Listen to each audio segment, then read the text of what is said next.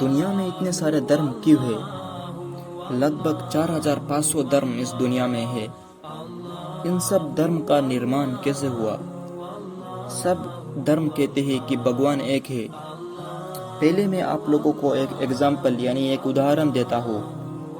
دوستو، جب ہم اپنے بچے کو اسکول میں ایڈمیشن دلاتے ہیں تب بچے کو پہلے ہم کلاس 10 پہ نہیں داخل کرتے ہیں، کیونکہ کلاس 10 میں پڑھنے کے لیے کچھ بیسک نالج ہونا چاہیے۔ اسی طرح بچے کلاس 1 2 3 4 5 اس طریقے سے پڑھ کے کلاس 10 پہ جاتے ہیں۔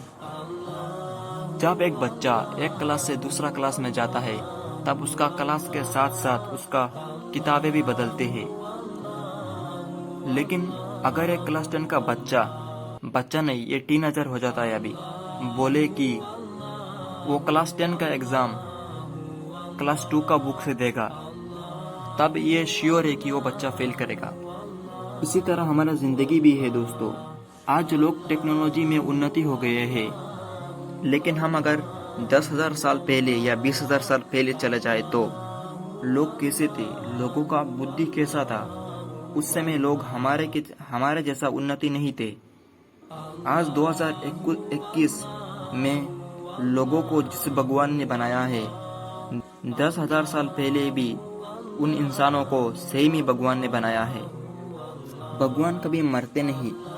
اسکول اور ککشا کا نیم بھگوان بھی استعمال کرتے ہیں۔ جیسے کلاس 1 میں کلاس 1 کا کتاب پڑھنا ضروری ہے، کلاس 2 آنے کے بعد کلاس 2 کا کتاب پڑھنا ضروری ہے۔ اسی طرح ہر ایک کلاس میں بدلا ہوا کتابیں ملتا ہے۔ اسی طرح بھگوان نے طرح طرح کے سمے میں طرح طرح کتاب نازل کیا ہے، لیکن سمے بیتنے کے بعد وہ کتابیں پڑھنا ضروری نہیں ہے۔ اسی طرح اللہ نے تورات، زبور، انجیل نازل کیا اسی سمے کے لوگوں کے لیے، لیکن سمے بیتنے کے بعد وہ پڑھنا ضروری نہیں ہے۔ یہ سب کتاب کلاس 1 کے بچے کے لیے ہے، کیونکہ اس سمے لوگ تھوڑے تھے اور گناہ بھی کم ہوتا تھا۔ اسی طرح جب سمے بیتتا گیا تب لوگ بھی انتی کرنے لگے اور اللہ نے نئے کتاب رسولوں کو بھیجنا شروع کر دیا۔ اس سمے کچھ دھرم کا اسکالر کتابوں میں اپنا من سے کچھ لکھ دیتے تھے۔ اس لیے اللہ نے قرآن میں یہ فرمایا ہے کہ سورہ بقرہ 2 نمبر سورہ 79 نمبر آیات، دور بھی ان لوگوں کا جو اپنے ہاتھ سے کتاب لکھتے ہیں اور لوگوں کو کہتے ہیں کہ یہ اللہ سے آیا ہے۔ اس کا مطلب جن لوگوں نے اللہ کا کتاب میں ایڈٹ کیا ان کے لیے سزا ہے۔ تو کتاب چینج ہونے میں اور دھرم بننے میں کیا انتر ہے؟ آج اگر کوئی ایک انسان قرآن کا ایک نقطہ یعنی ایک سنگل ڈاٹ چینج کر لے تو لاکھوں حافظ یہ پکڑ لیں گے۔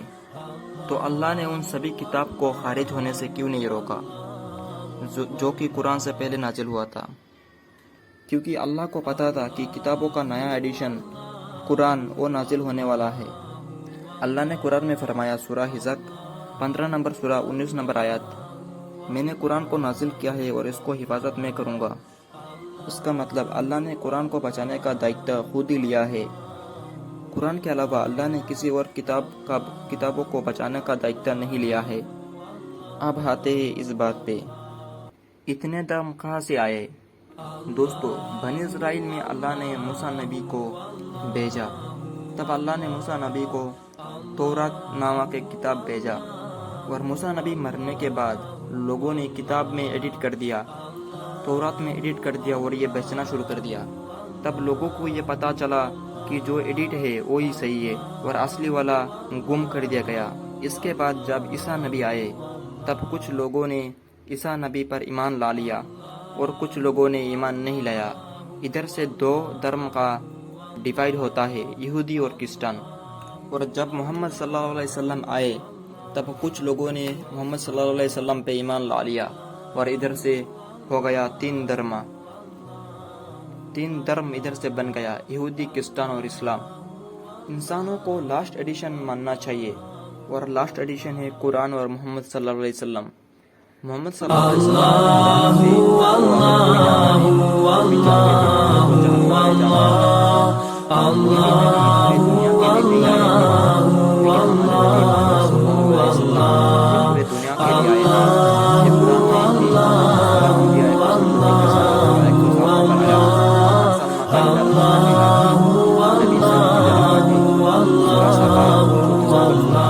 28 نمبر آیت، اللہ نے نبی کو سبھی کے لیے بھیجا لیکن بہت لوگوں کو یہ نہیں پتا۔ اللہ نے قرآن میں فرمایا۔ السلام علیکم۔